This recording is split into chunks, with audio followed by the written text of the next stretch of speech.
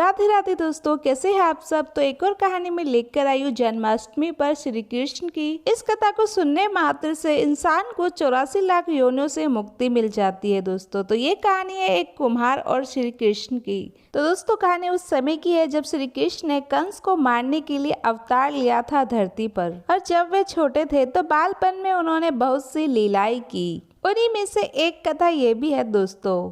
जब श्री कृष्ण छोटे थे तो वे बहुत ही नटखट थे। वे गोपियों की मटकी फोड़ते, माखन चुराते और गोपियां श्री कृष्ण का उल्हाना लेकर यशोदा मैया के पास जाती। ऐसा बार बार हुआ, जिस कारण यशोदा मैया प्रभु श्री कृष्ण के उल्हानों से तंग आ गई और छड़ी लेकर श्री कृष्ण की ओर दौड़ी। जब प्रभु ने अपनी मैया को क्रोध में देखा तो वे अपना बचाव करने के लिए भागने लगे।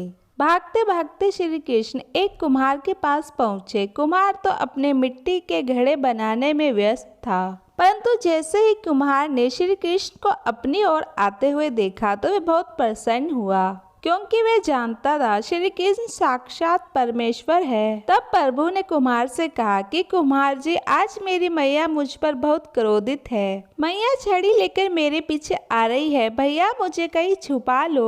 कान्हा की बात सुनकर कुम्हार ने श्री कृष्ण को एक बड़े से मटके के नीचे छिपा दिया। कुछ ही क्षणों में मैया यशोदा भी वहाँ आ गई और कुम्हार से पूछने लगी, क्यों रे कुम्हार, तूने मेरे कान्हा को कहीं देखा है क्या? कुम्हार ने कह दिया, नहीं मैया, मैंने कान्हा को नहीं देखा। श्री कृष्ण ये सारी बातें कुम्हार की मटके के नीचे छुपे हुए सुन रहे थे। जब किसी की आवाज ना सुनाई दी तब प्रभु श्री कृष्ण कुम्हार से कहते हैं, कुम्हार जी, यदि मैया चली गई हो तो मुझे इस घड़े से बाहर निकालो। तब कुम्हार कान्हा से बोला, ऐसे नहीं प्रभु जी, पहले आप मुझे 84 लाख योनियों के बंधन से मुक्त करने का वचन दो।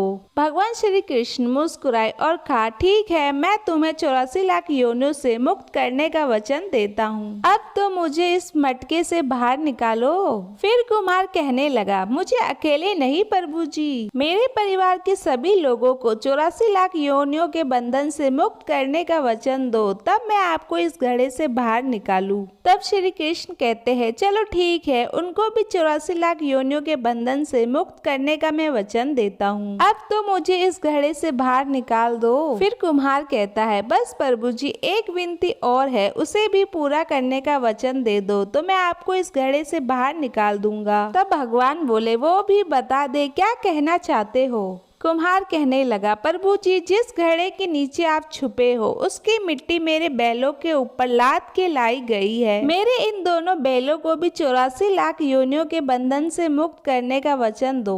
तब भगवान ने कुम्हार के प्रेम पर प्रसन्न होकर उन बैलों को भी 84 लाख बंधन से मुक्त होने का वचन दिया। प्रभु बोले, अब तो तुम्हारी सारी इच्छा पूरी हो गई, अब तो मुझे इस घड़े से बाहर निकाल दो। तब कुम्हार कहता है, अभी नहीं भगवान, बस एक अंतिम इच्छा और है। वह ये है, जो भी प्राणी हम दोनों के बीच की इस संवाद को सुनेगा उसे भी आप 84 लाख योनियों के बंधन से मुक्त करोगे।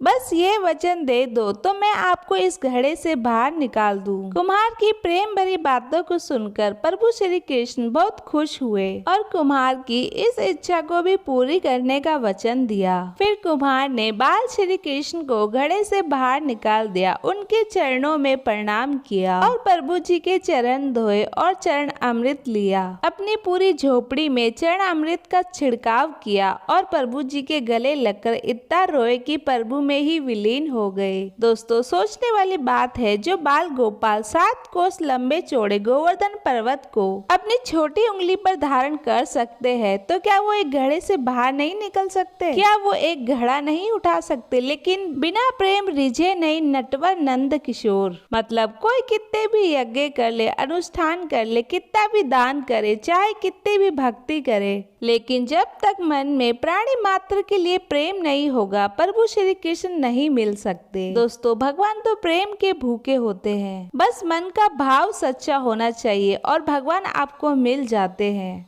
तो दोस्तों, कहानी यही समाप्त हुई। प्लीज दोस्तों कमेंट करके बताइएगा आपको कहानी कैसी लगी और चैनल को लाइक एंड सब्सक्राइब कर दीजिएगा। दोस्तों, मेरी तरफ से आप सभी को जन्माष्टमी की हार्दिक शुभकामनाएं। तो दोस्तों, मिलते हैं अगली कहानी में, जब तक के लिए राधे राधे, बाय बाय दोस्तों।